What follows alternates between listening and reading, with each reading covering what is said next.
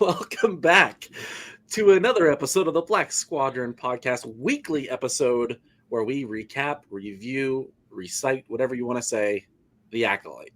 So this episode is going to be all about episode 6, but before we get into all that, I'm BP, and joining me as always is Todd and Darth Mari. Hello. I have a lot of thoughts about this episode. I'm glad I have a lot of water. I'm gonna keep some of them to myself. You have the thirst for episode 6. I'm parched.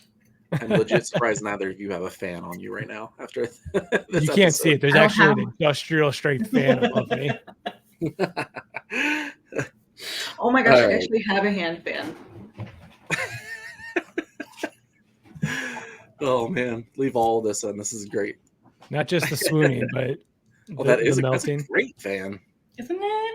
Yeah, you should take that with you to Celebration. I probably will come with me just because it's warm. I hope you wear your Sith eyes to Celebration. That'd be great. They're going. Absolutely. So I think this episode is universally looked at from one scene only. We'll talk probably in depth about that particular scene. So let's just jump right into the fire, and I'll throw it over to Tom. All right. So episode 6 of The Acolyte is titled Teach/Corrupt. So we're back to the old-fashioned 2-name episodes. So I think we have one episode now that does not have some kind of complementing title. So the first 2 had complementing titles. The third one didn't. 4 and 5 complement each other. 6 has got a pair. I think 7 is going to be 3's complement. Flashback number 2. And the way this episode ends with Soul and May, we'll get into that in a little bit, but I think that's what's setting up the next episode is going to be. But excited to see the dual titles again. This episode was something else. First, if you can think of one word, first word that comes to mind when you think of this episode, BP, we'll start with you. Keep it PG, please, because I know there's a lot of PG-13. What's a word that comes to mind when you think of this episode? Might be surprising, but confusion. And I mean that in the best possible way.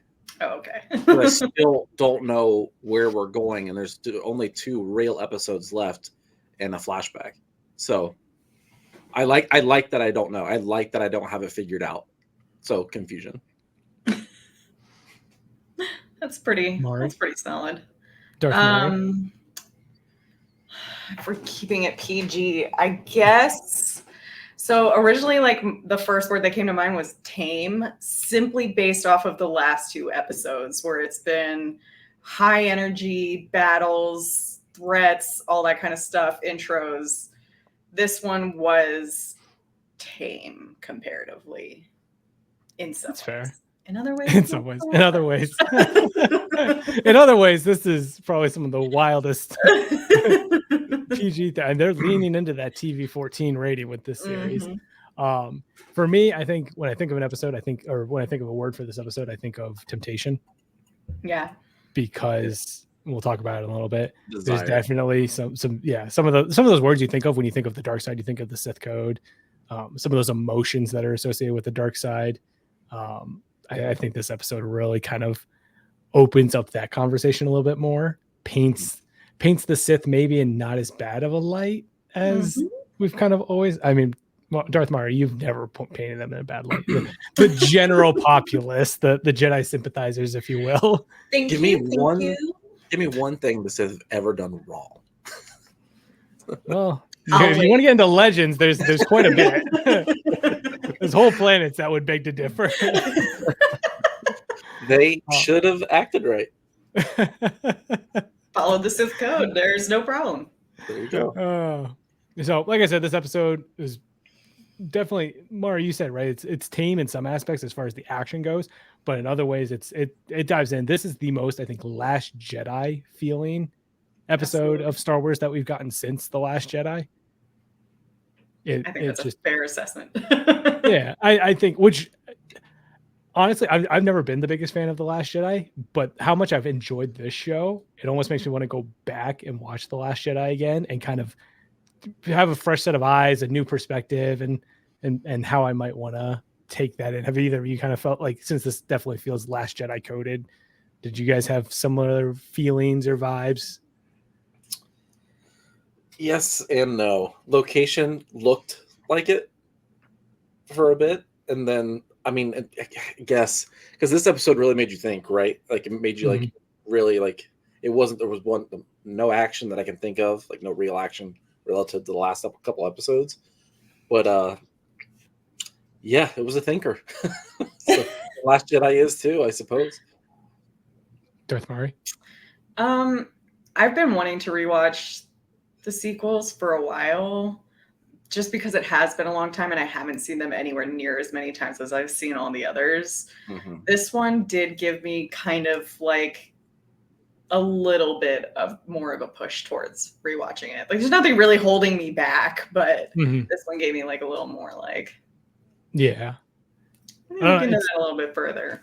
It's kind of hard. It's almost hard to explain. Like it's not like I have a strong dislike for The Last Jedi. It's more just this made me want to approach The Last Jedi and how I viewed it with a different view and a different perspective. So love that. Love when Star Wars makes me appreciate other Star Wars. Yes. We're going to go ahead to break this episode up into 3 elements to it. So this episode really focuses on Osha and Qimir. It focuses on Sol and May, or May undercover as Osha. And then you get the aspect with Venestra, the rest of the Jedi Order on Coruscant. So we'll start with Osha and Qimir.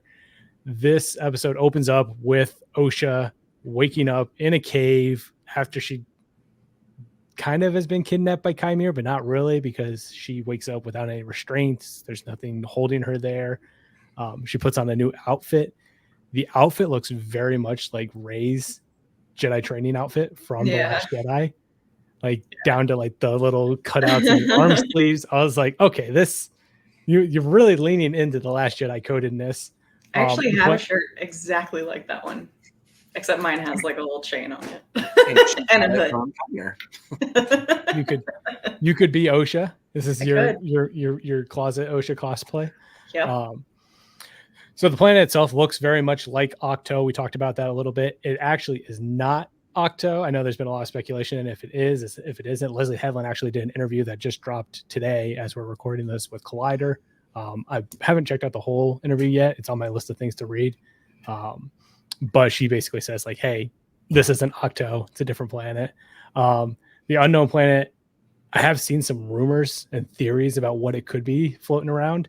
I don't know if you guys have seen this, but one theory, kind of speculation that's floating around, is that it's the planet of Baldemnik. Yep. I think that's how you pronounce it. Yeah. So in Legends, this was an ocean planet adorned with rocky tropical islands and large oceans, very, very, very similar to what we got. It also has large deposits of cortosis. Connecting the dots seems like it makes sense. The reason why this is kind of important to note is that this island was where Darth Tenebris traveled to with Darth Plagueis. I think this actually comes from the Plagueis novel. It does, and Plagueis actually like creates like this whole thing there, so it is huge in that novel. Yeah, James Luceno. Oh. I believe so. It's James Luceno's novel. Super underrated Star Wars author, by the way. Great. I've enjoyed a lot of what James Luceno's written. But yeah, obviously, Mari, like you said, the planet has significance to them. It has significance to the rule of 2, Darth Bane's, Sith rule. So Tenebris, had a lot of like, this is important. We need to really lean into this. Qimir obviously hints at the rule of 2 in this episode, and also kind of throughout, like in last episode, he talked about wanting a pupil, an acolyte. So I feel like we're starting to get more into that. The whole idea of 2, there can only be 2. What do you guys think about this theory? Do you think that this might actually be the planet? Do you think that maybe Qimir is Tenebris? Because I know I think canon, Plagueis is officially a moon. M-U-U-N, however you pronounce it. Mune is usually how I've heard it said. Yeah, so I think that is like officially locked in canon, where that can't be Qimir. However, Tenebris I don't think is officially. I think in Legends he's a Bith, but in canon I don't think he's officially been. This is what he is as far as the species goes. So possible deviation. Mhm. I have two thoughts. One is I hope they keep him as a Bith because we have so little Bith in Star Wars outside of the band. Yes. I think I would love that. Yeah. Secondly, what Sith Lord that has a Darth name would not openly project that regardless of what they're trying to be hidden or not? Because I mean, they are very,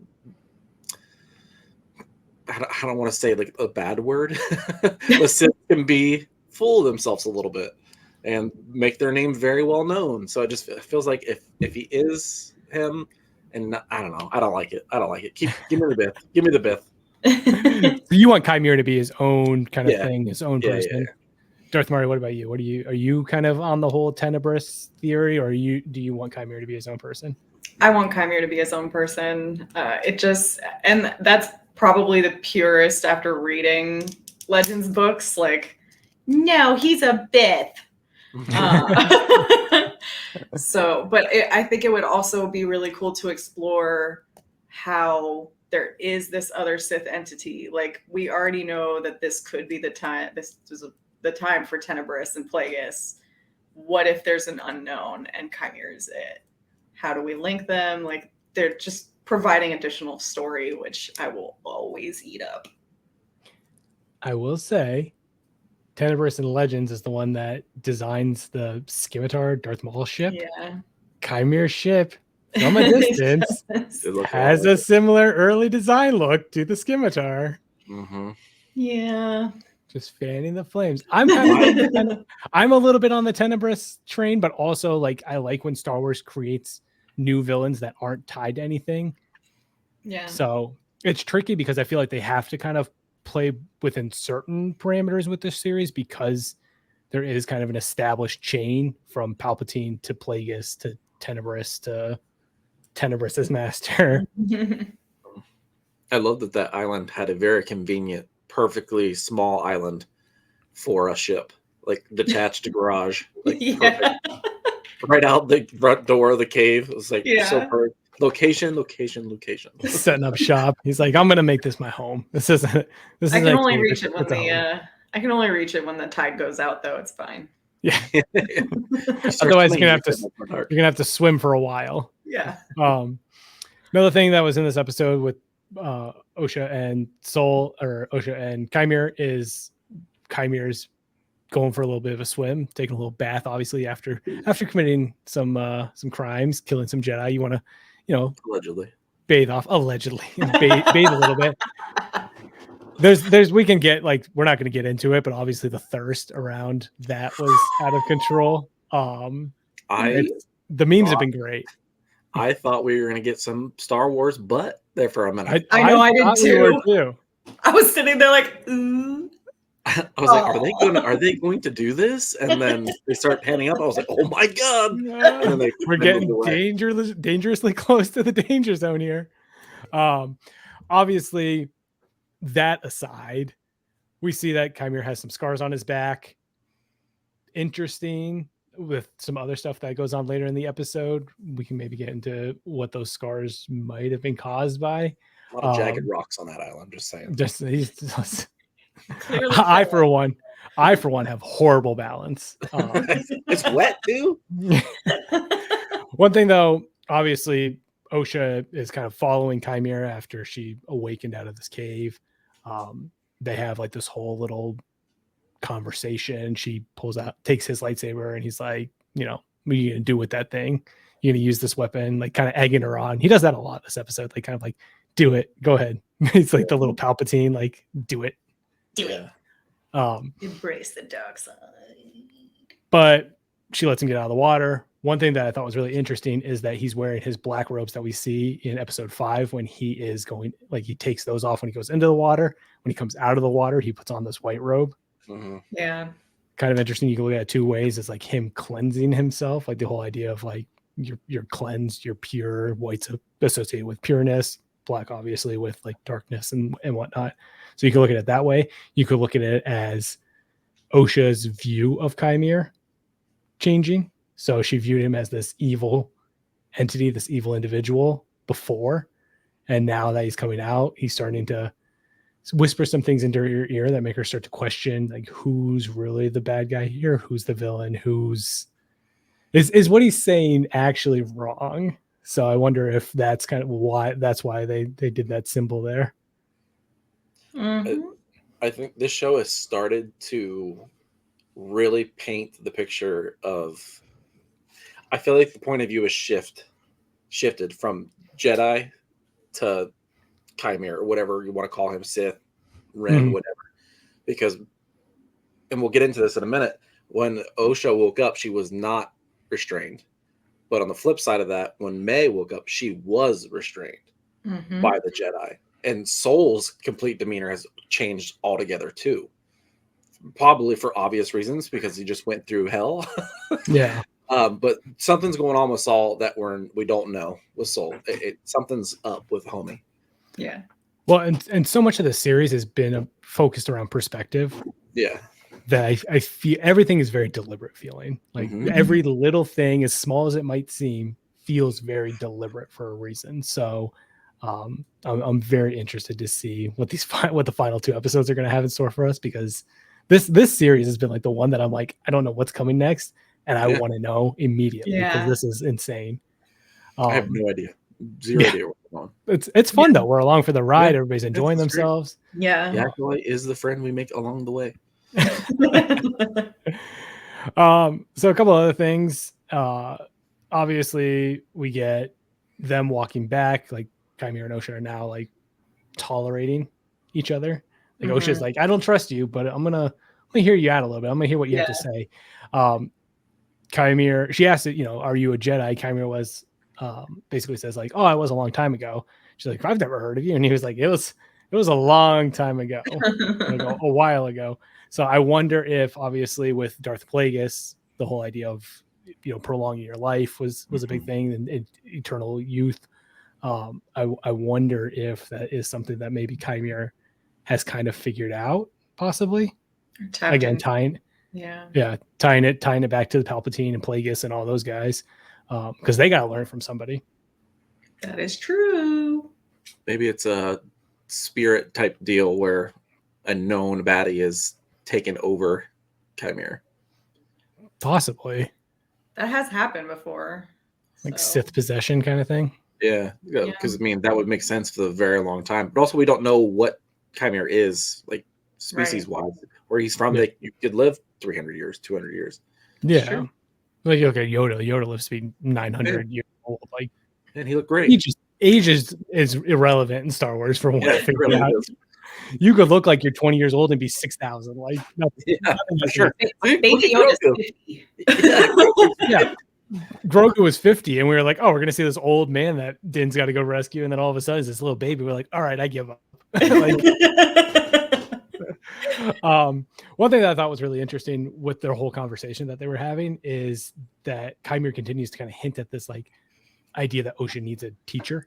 Mm-hmm. It felt very Force Awakens, very like Kylo Ren versus Rey, where Kylo Ren says, I think this was the quote, is you need a teacher, let me show you the ways of the Force, when they're fighting at the end of the Force Awakens. So again, the Kylo Ren vibes are subtle. They're also not subtle. And we'll talk about that in a little bit too. Like everything feels very deliberate. Everything feels like it's there for a reason. I feel like some of these connections to stuff that we see in the sequel trilogy to Kylo Ren are there for a reason. Yeah. I keep harping on it, but I love that they're smacking you in the face with things, but they're not obvious why. Right. Like they're obviously feeding us this Kylo Ren connection, but no idea what the connection is. Yeah. I love it. Well, I think we've said this in a previous episode, like each week we get a different piece of the puzzle. Mm-hmm. Yeah. So it's like we get some pieces that connect to other stuff, but I almost feel like the puzzle gets bigger. Yeah. So like we're getting closer, but also the puzzle itself is just adding instead of being like there's no order. It just keeps going. They just keep adding a zero to the count. It's more of a connect set aside from a puzzle. Like we're in different rooms of the house now. We're just like all over. So again, the interactions that they have is really interesting between Qimir and Osha in this episode. One thing that I thought was really, really, really interesting is Qimir continuing to kind of unravel the teachings that Osha's had from the Jedi Order. And this specific exchange that we had is something that I thought was really interesting. Is they're talking about kind of what happened on Kofar, and it was Osha saying, "You murdered my friends." Qimir said, "I killed Jedi. I killed those who threatened my existence. You killed Yord, a man who didn't hesitate to turn you in for a crime you didn't commit. You killed Jeki. And where did you think that was going to go? You would have had the same relationship with her that you have with your master, one-sided. Why do you love people who can only go so far, who can't go as deep as you can?" Felt that last one. Yeah. Manny's performance continues to be fantastic. Like Yeah. he brings it every single episode. But this specific interaction between Osha and Qimir was so good. What did you guys think of this? I think he has very, very clearly identified Osha and May as very susceptible to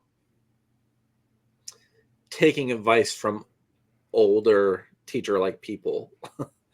I think they're so desperate for family, or maybe, but he clearly sees and is able to manipulate them in a way that he's dedicating a lot of time and resources to. So, yeah, Manny is killing it. Literally. I don't know if you guys saw the article where he said he would go to like Starbucks when he was getting ready for the show, Yeah. and go from Qimir to the stranger in the same sentence with a barista. So he'd be like that'd be that plucky voice, and then he'd go like into the stranger. I was like, can you imagine taking the order and you're just like, what the hell was that? Hi, how are you today? Can I get a dark coffee? Please don't kill me, stranger. He's like, he like flips across the counter. I'd be like, yep, have at it. You know what? This is fine. This is normal today. This is how I go out. This is how I go out. Mari's like, I'm one of you. Please, I support you. I support your rights and your wrongs. I too am a Darth. Another thing with their relationship is him kind of pushing Osha to the edge of her limits to a degree. Kind of this all culminates with Qimir kind of being like, "Oh, you came here to do something. Here's this lightsaber. Go ahead and do it." Like basically pull the trigger kind of thing. Like you won't do it. No guts. Yeah. Love that lightsaber, by the way. Such a good looking lightsaber. But the idea that he is also able to break Osha down to her basically her weakest moment and be like, I can relate to you. Like, why are you not a Jedi? Because you failed. I can relate to that. I was also tossed away. And then I feel like at that point, you've really put those seeds of doubt into Osha's mind. Yeah. So he's got her. Like, she could probably easily be pulled back by Saul. Yeah. Did you get? Speaking of that, I'll wait because we'll probably talk about that. So, last little bits with the Qimir and Osha relationship in this episode. We go back to the scar again. The scar, we can debate a little bit about where we think that might have come from, but we see his scar again. The conversation that they have is Osha asks, "Where did you get that scar?" Qimir asks, "How do you think I got it? Looks like somebody stabbed you in the back." Interesting, because of the way the Sith operate. Someone who threw me away is what Qimir says. And then Osha says, "You're Jedi Master." And then they both kind of just go silent. So there's no confirmation that it was a Jedi Master. It could have been a Sith Master. Where do you think that these scars might have come from?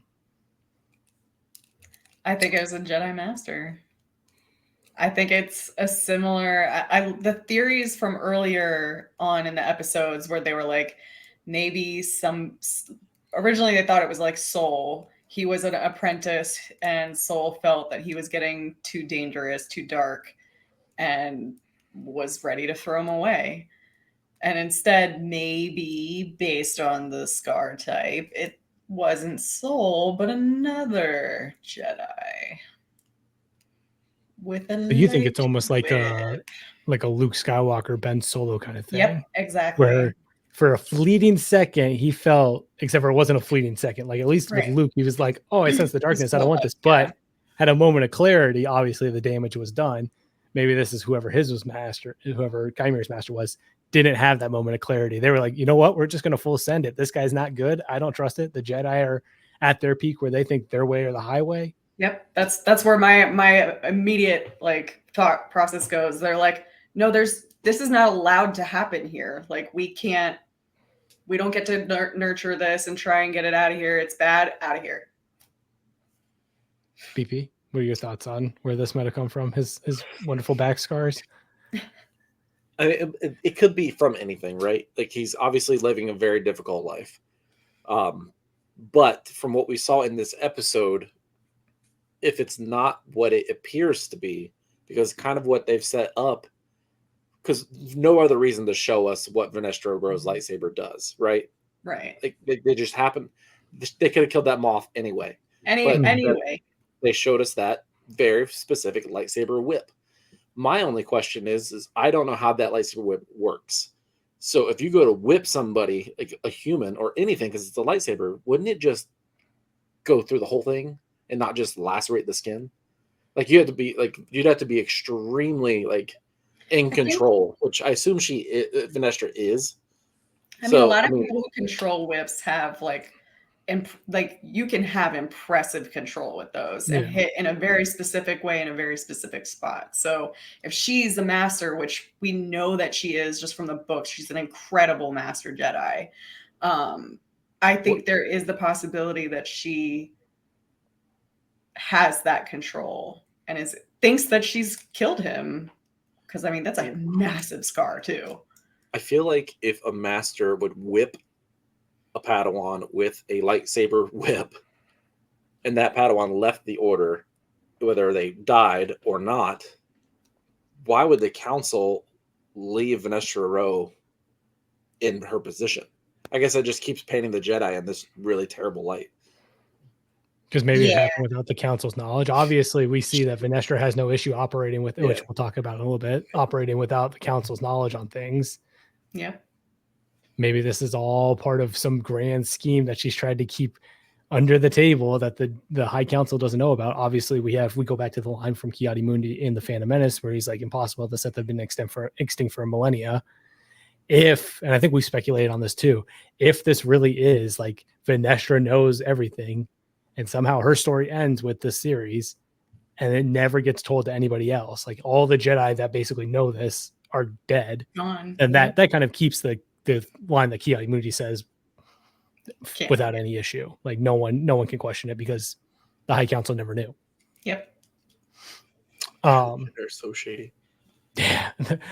The more I watch this, the more I'm like, man, those Jedi are those Jedi, man, they are problematic. I guess the years of asking how did the Jedi get to where they were in the prequels, this is painting a very vivid photo.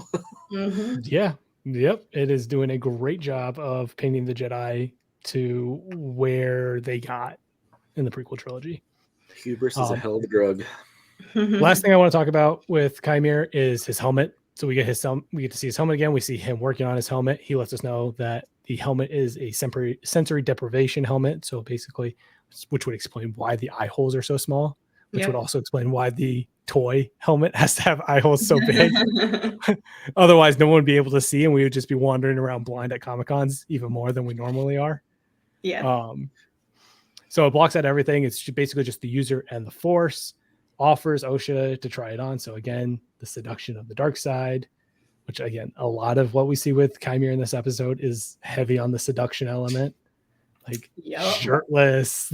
There's a lot of stuff that is painting the dark side is kind of like this big sexy thing that is the seduction element. Dark side is sexy. I thought that was interesting. The final thing that we see with this episode is Osha trying on the helmet, noticing the vein of cortosis, putting the helmet on. We get her breathing. Very Vader. Very heavy Vader vibe. That had to be a blast for Amanda. Yeah. I love seeing the helmet. I love seeing her try the helmet on. Makes me really excited about where the next couple episodes are going to go. Yeah. I thought it was interesting that they made the inside of the helmet so dark that we couldn't see what the interior looked like. Mm-hmm. It's to upset cosplayers. From my point of view, I was like, come on. So like I said, there's two other parts to this episode. We had Sol and May, and then Venestra and her gaggle of Jedi.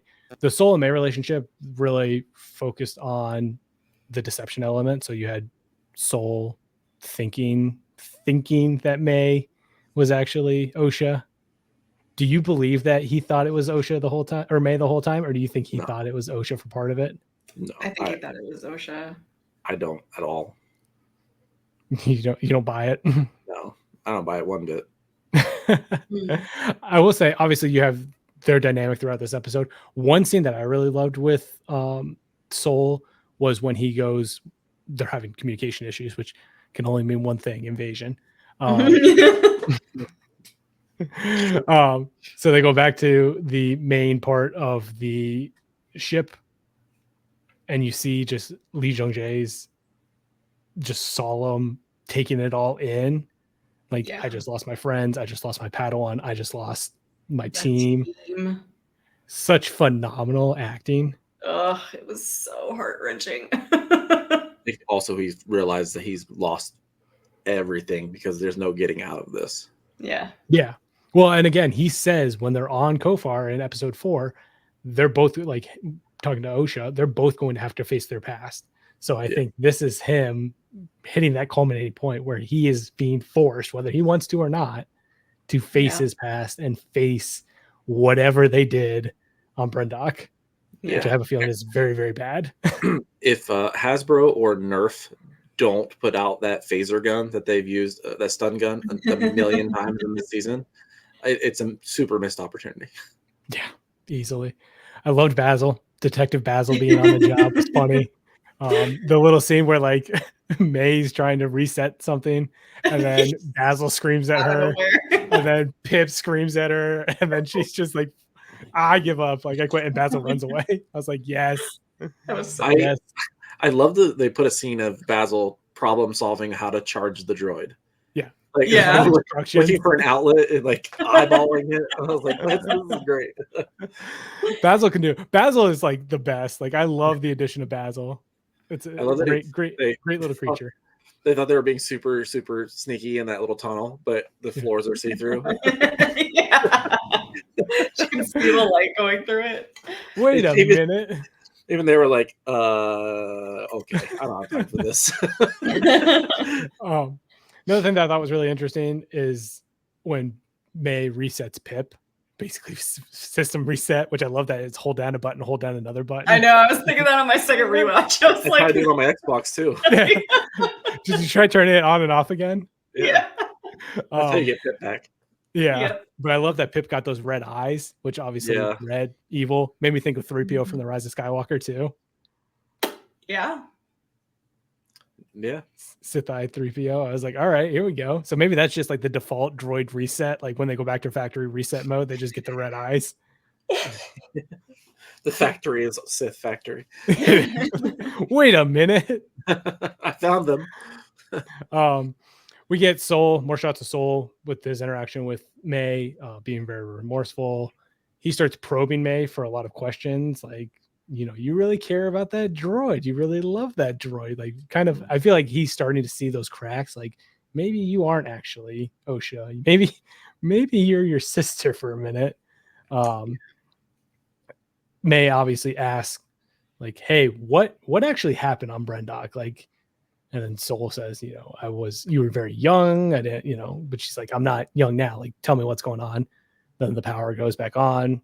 May runs away to go talk on the transmitter, and then Sol pulls out old trustworthy, old handy dandy stun gun and proceeds to turn off his transponder, even though he was told to leave it on by the team coming to rescue them, and then jets it on out of there. Real sus-like. So what do you think is going on with Sol? Do you think that there's ulterior motives to Sol? Do you think he is starting to give into his fear? Maybe the dark side's speaking to him a little bit more, that temptation, that seduction of the dark side, if you will. Or do you think he's just like, I don't know what to do right now. I got to get out of here. I think fear and doubt are definitely playing into his decision-making right now. Mm-hmm. And I'm also pretty convinced that by his actions, because he doesn't seem to be himself right now, that they are definitely going to put all of this death on Saul, and that will be what's in the history books, not Sith or whatever we end up being for Qimir. So I think was it Mog? Mog was Venestra's Padawan. Yeah. He even said, "What if this was Saul?" I think that's the seed. I think they're gonna put this all on Saul. Soul. Sorry, I have an accent that I fight, and that word Saul and Saul I cannot say. So like oil and oral. It's oil. It's old. 6 bars of boiling oil.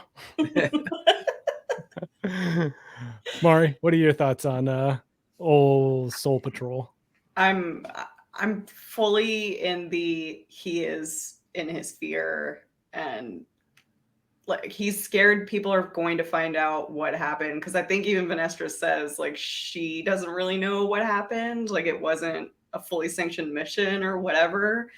So literally anyone else who knows what actually happened on Brendock is dead. It's just him. So this all will fall on him if and when it comes out. And Basil. So they might kill Basil too. Oh, listen, don't you speak that evil into this world.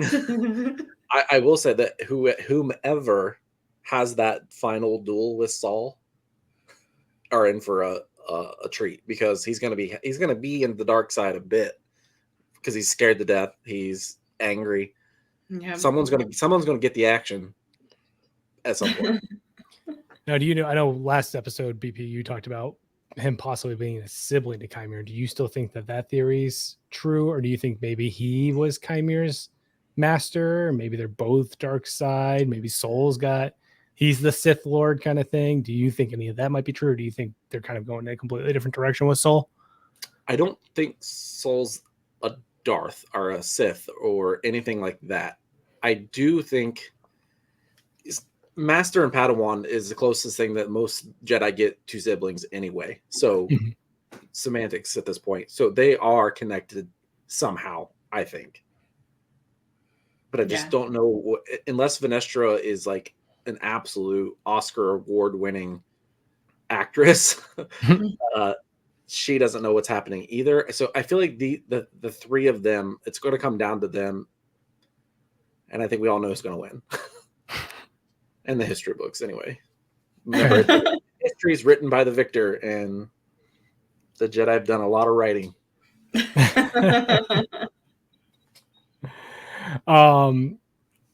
This last thing I want to wrap up with May and Soul is that, and you talked about it a little bit, BP, when Osha wakes up, she's in a cave, but she's free. She's free to leave. Chimir's not holding her as a prisoner, which is kind of contrary to what you would think, him being the Sith, the dark side villain character. When May wakes up, she is tied down to a table. Soul looks very disheveled at this point. Like looks like he's starting to, crack. He even in his conversation with May, it feels very intense, very aggressive. Yeah. Disconnected for sure. Yeah. Almost like he's there, but he's not there. Like he's a ghost the of light's himself. Gone. Yeah, like he's got that 1,000-yard stare kind of going on, where he's like his eyes are very dark. Yeah, it almost feels like everything's rushing back to him. Everything that happened on Brendock, all of his past lies and his past wrongdoings are coming to a head for him. So I thought it was interesting, though, the Jedi who are viewed in this light, viewed as the good guys, you're seeing their Soul's actions, which in part the Jedi's actions, being very contrary to what we traditionally think of as the Jedi. And then he tells May that he has been waiting all this time, if he ever got the chance to talk to her, what he would say. And then that's kind of where we leave off with their part of the story. I imagine it's setting up what we're going to see the other side of Brendock. There's still a couple of scenes from the trailer footage that we've seen that we haven't seen yet. More Kelnaka's coming, some more Indara's coming, some more Torben is coming. Very excited. Again, I think that's going to be next week's episode. So probably got some good action coming for us next week. I'm very excited about that. But I did really enjoy how they dove more into Soul on this week's episode and sort of the layers of this regal kind of well put together Jedi Master starting to crumble and fall apart. Mhm. Yeah. He's the one that's disconnected. He's the one that's disheveled. He's Yeah. the one that now is panicking. And then on the flip side of that, Qimir is pretty calm, feeling really good about himself. Yup. Night and day. So last little bit, we have Venestra, the rest of the Jedi Order. Venestra's almost kind of dealing with all the fallout of letting everything go on without the High Council knowing. Mhm. Very much feels like she is the embodiment of politics with the Jedi. Yep. We even see that at the beginning of the episode when she's talking to A senator. that the Senate wants to basically investigate the Jedi. So we're starting to see the doubt of the Jedi operating as their own independent entity. Kind of the merging of the Republic and the Jedi into one untrusting, like none of them trusting each other. So I thought that was interesting. Venestra is interesting because I do think that some way this all starts and ends with her. Like I think she's tied to Brendock in some way. I think it's going to end with her some way, whether or not any of this information gets out. It is interesting that I didn't really like. I haven't read the High Republic books, but apparently in the High Republic books, she gets her visions during hyperspace travel. So the fact that they like made like a little nod to that, that was fun. They're like, I don't like hyperspace travel. I just get sick. Like, it just I don't get sick. It makes me uneasy. Yeah.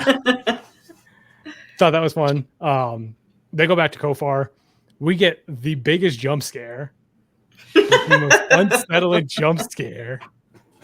That was rude. When they go into the forest, because I forget who was. I think it was Qimir and Osha before, and then they cut to Kofar and Andara or Venestra and her team, and it's just a shot of Jecki dead. And I was like, what is this? And then the rest of them are dead. Obviously, Yord's dead. I was like, well, at least we got to see Jecki and Yord one more time. We go cry in a corner really quick. Did you guys find it interesting? She said prepare them for burial when all we've ever seen is burning. Yeah. So I mean, sometimes it's referred to the same way. Like, it is a type of burial, kind of. I've heard it used for that type of thing. Because, like, are you going to call it a burning? Well, I do wonder, though, we talked about this, if she is trying to keep this all under wraps. If I don't know how you explain a bunch of Jedi going missing, but again, it's the High Republic era. There's all kinds of crazy stuff you can say, like, oh, they were out exploring the outer reaches of space and were attacked by pirates. And no, Master Saul lost his mind. Yeah, Master Saul killed everybody. But they're talking about who could have done this. Obviously, the idea being the Padawan that's with Venestra. Just talking about how it had to be Mog. Yes, Padawan Mog. Had to be a very strong individual. So that's when they start to entertain the idea, like, it must have been a fallen Jedi. Master Soul's not here. Was it Master Soul? And then Venestra's like, hey, that's a very bold statement, but doesn't really like push it away. Yeah. He's like, that's a pretty bold thing to say. I'm gonna let it play out. I'm gonna let it do its thing, but that's a bold thing to say. I didn't say it. Listen, you said it, not me. Not me. I didn't put those words in here, but you know. Then we do get the lightsaber whip. I thought this was a little bit of a letdown. Yeah. Like, it was cool to see, but also I was like, that's it. Yep. Yeah. Been really cool. Maybe we will. We're still episodes left. That's true. But been really cool to see that versus Qimir. Yeah. Or just like 100%. If they're gonna, the way that it looked in the trailer, it looked like that was going to be a bigger scene than just goodbye Moth. What if she uses it to strike Soul down? Soul kind of goes crazy, loses his mind, and like truly has a mental break, almost like I'm trying to remember the name of the individual in Fallen Order. I think it's Taron Malicos. He was a Jedi, but he kind of went crazy and then went down the dark side. So I'll try and see if you guys haven't. Yeah, if you haven't seen Sounds it, like right. I'll send you, because BP, I know you haven't played the game. Like he has like a whole bunch of dialogue that he says kind of surrounding that idea. So maybe we get something like that where Soul truly has like his breaking moment and succumbs to the dark side. And then they pin everything on him. It's like, well, it wasn't the Sith. It was old Soul over here. He went crazy. Yep. Never speak his name again. Yeah, exactly. So that's it's basically the episode. The last thing that I want to mention is that after the episode ends with Osha putting on the helmet, the breathing, we get the credits. Throughout the credits, kind of sprinkled in, is a little bit more of Kylo Ren's theme. Very subtly, very deliberately done. Yep. Do you think that if Qimir is not tied to the Sith, is he the original Ren? I think you're going to say it's Kylo's real father. I was supposed to say he does have that dark black hair. I'm just saying. I didn't say it. You said it. You said it. No, do you think that if they decide not to go down the path of the Sith, that he's not related to Tenebris, there's no connection to Plagueis, Palpatine, any of that jazz. Do you think that they would make him kind of the original Ren? Or do you think he's just going to be his own little entity that does his own thing? I think he could be a Ren. I'm not convinced he's the original Ren, just based off what is currently in canon, relatively recently. I would agree with that. I don't think he's like the Ren.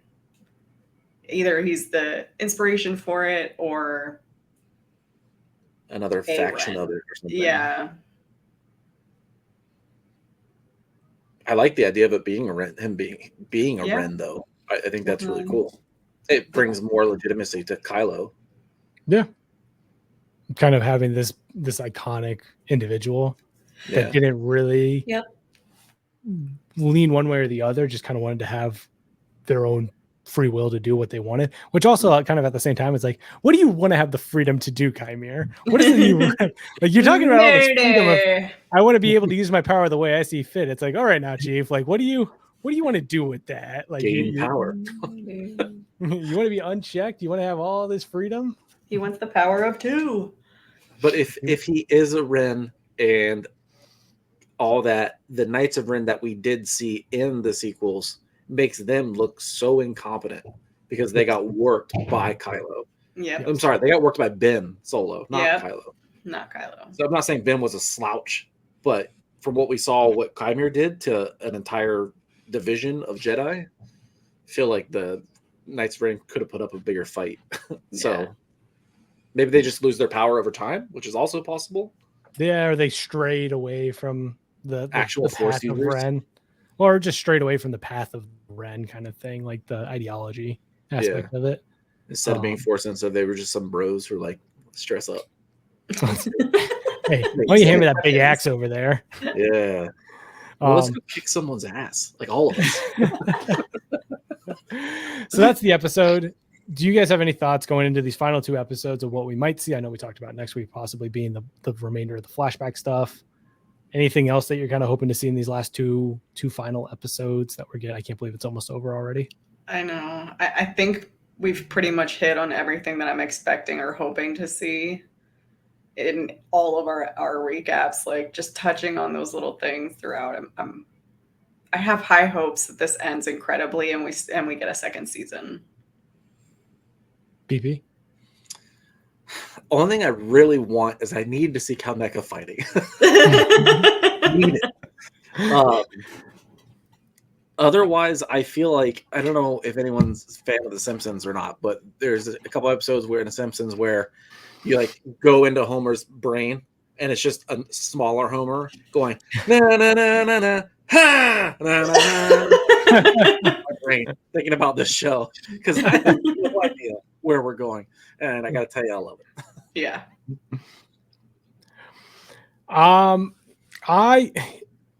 You talk about shows needing to stick the landing.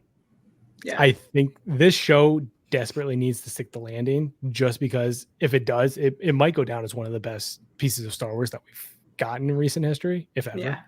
Yeah. because of the way that it tells such an interesting and compelling story that if they really nail these final 2 episodes, I think it could be a really cool and really interesting, even if they decide not to do a second season. Yeah. If they just do these final 2 episodes really well, I think it could be this really cool story to always kind of have and look back on and just enjoy. So I'm excited.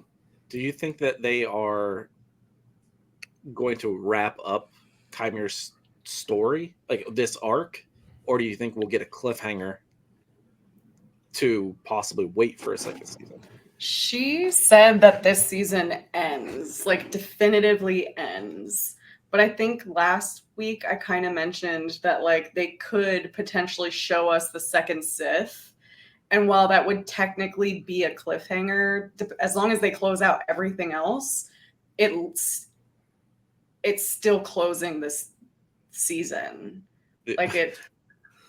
How would you guys feel if Osha literally got Qimir on the ground, lightsaber to his head, and goes like this, and it goes black and credits roll on the finale? I'd be And we pretty don't know what upset. happens. Huh? I'd be upset. I would be upset if that ended. I agree with Mari. I think Leslie has said that it's going to have a definitive ending, so it won't be a cliffhanger in the sense of like something like that happening. Yeah. Mhm. But I do think it's going to end in a way that if there is a second season that they decide to could do, they could easily pick up the story and continue it without having to do some crazy time jump or have to jump through a bunch of hoops or something like that. Again, if the end game of this story is to get us closer to the Phantom Menace, then at some point there are some players that are going to have to enter the game that they could set up at the end of this and then use those moving forward. So the show might turn into, instead of focusing on Osha and May and Qimir, you start to get some other aspects of the Sith involved and some of that crazy dynamic power struggle stuff going on. Yeah. More witches. More witches. Rating 1 to 10.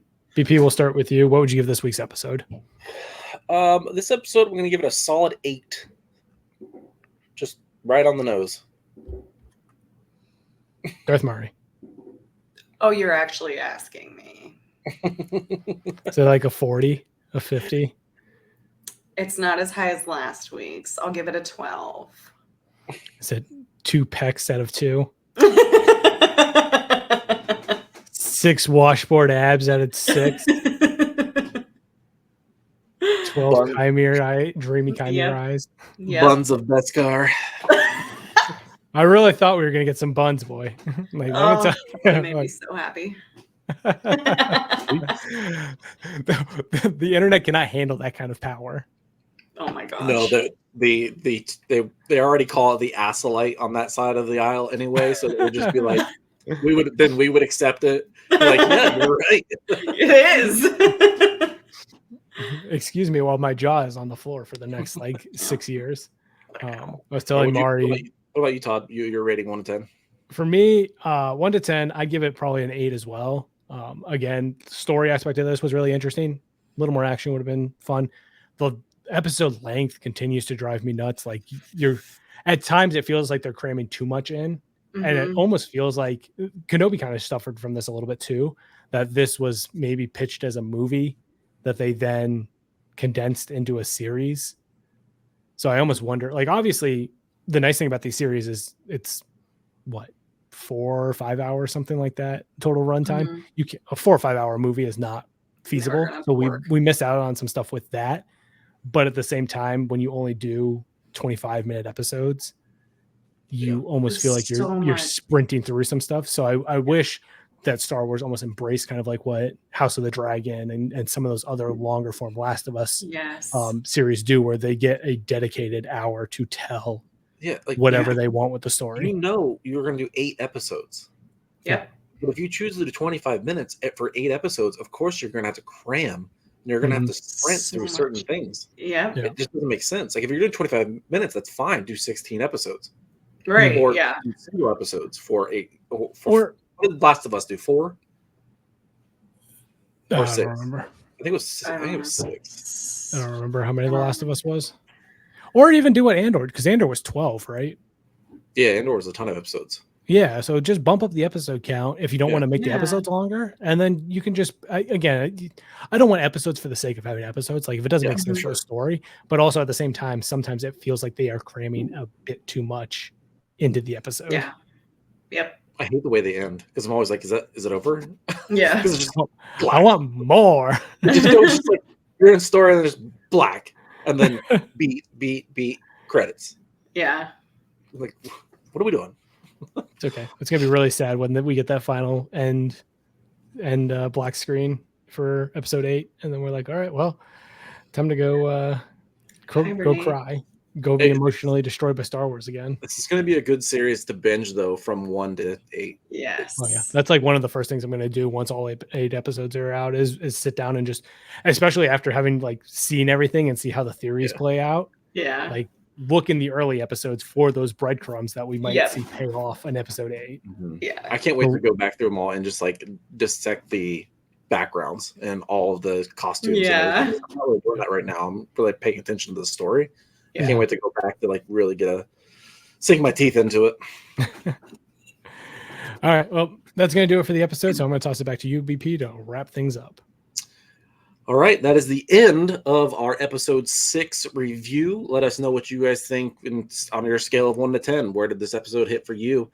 You can find us everywhere on the internets, Black Squadron Podcast, on all social medias, on I think every podcasting platform. If there is one we're not on, I'm not aware of it.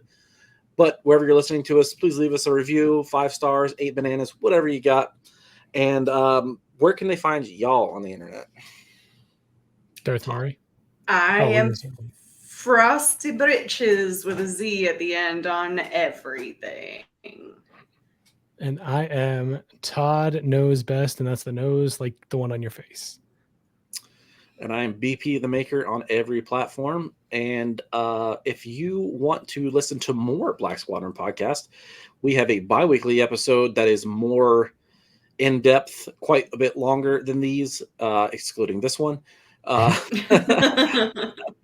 But a new episode just dropped, so check that out. We talked all about something that I'm not remembering. Oh, Balin Skull.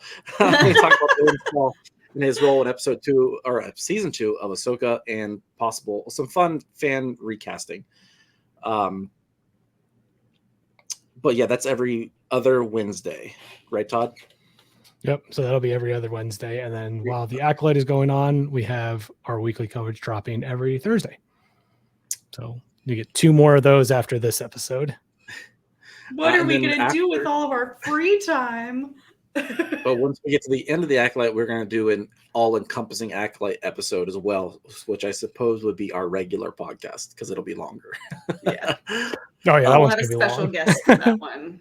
Yeah, we will have a special guest, which is really cool. So music fans are going to be excited. But until then, remember, the Force will be with you always.